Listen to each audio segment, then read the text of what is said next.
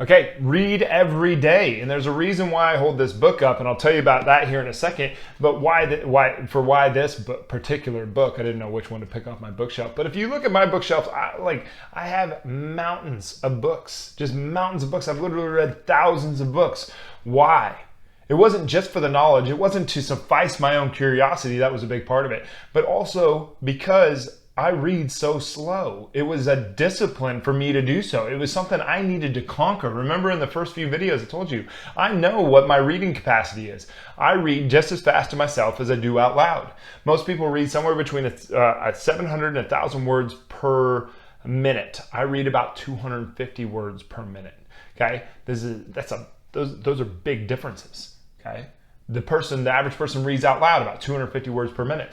And a lot of people will tell me, I just hate to read. That's fucking garbage. I realize I shouldn't use the F word in these videos, but I know too many people that do that. I'm like, man, it's just so hard for me to read. That is not an excuse. That is not a valid excuse. That is a weakness. That is pathetic weakness. And you need to put that level of pressure on yourself to be like, you know what, it is pathetic for me to say that I can't do something. Because that's ridiculous. It's just a ridiculous idea that you can't push yourself to do something that you know is good for you. That's like saying it's too hard to work out. It's too hard to go to work. It's too hard to show up for my relationship. It's too hard to show up for my kids. It's too hard to do these things that I am responsible for. Your brain is extremely important. Your mind is powerful. Well, it's as powerful as you will give it credit to be. Okay, and the one way that you can grow that is through discipline and doing something every single day. Doing something that is very, very hard, very, very difficult for people that have trouble with this focus thing is a focus muscle. That's one of those things that's going to take you to that next edge. And this doesn't have to be a ridiculously high investment. Okay, for one, books are so cheap money-wise, but time-wise, everybody's time is more important than their money. And the faster that you can push your mindset to your time and your health being more important than your money, the better off you're going to be. Okay, the more money you're going to make anyway, but the better off you are going to be. I almost used a very big grammatical error there. But why do I hold up How to Win Friends and Influence People? Because you can go to a park. I've read this book. I maybe have read this book over a dozen times. At one point in time, for probably close to a decade, I was reading this every single year. I would read it every March is when I would read it. Now I pick it up on a regular basis and I flip. I don't read every single word now, but I still flip through. Now the thing about this book, the title, I wish that the title was different because the title makes it scream like it's some manipulative monster, but it's really not. What the book is about is how to relate to people. That's basically all it's about. It's like one of the chapters, he devotes an entire chapter to smiling. When you meet somebody, we all know to do that, but you read the chapter and you're like, man, I'm going to really make it a point to smile at someone when I meet them. How about using their name when you meet somebody? Using their name when you say hello to somebody.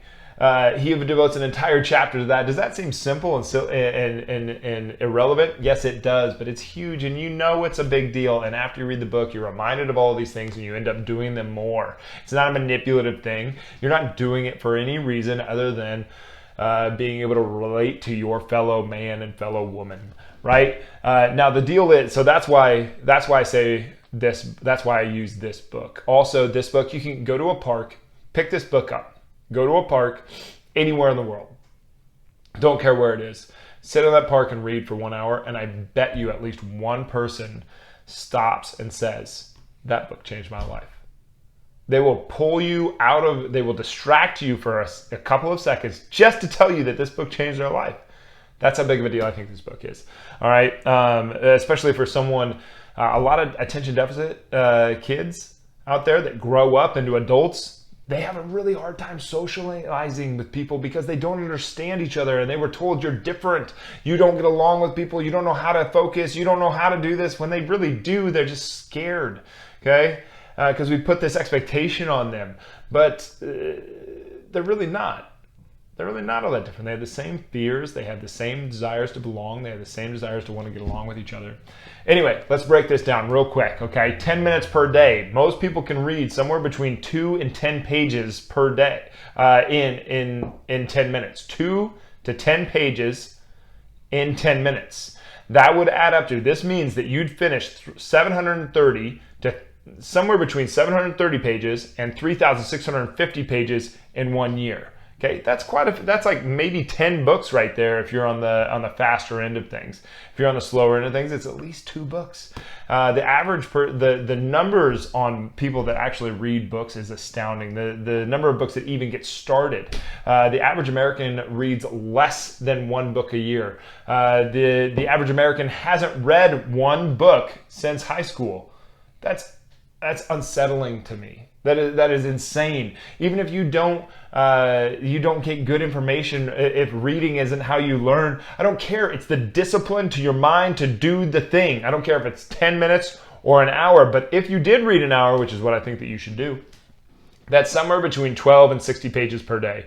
This means you'd finish 4,380 to 21,900 pages in a year, okay?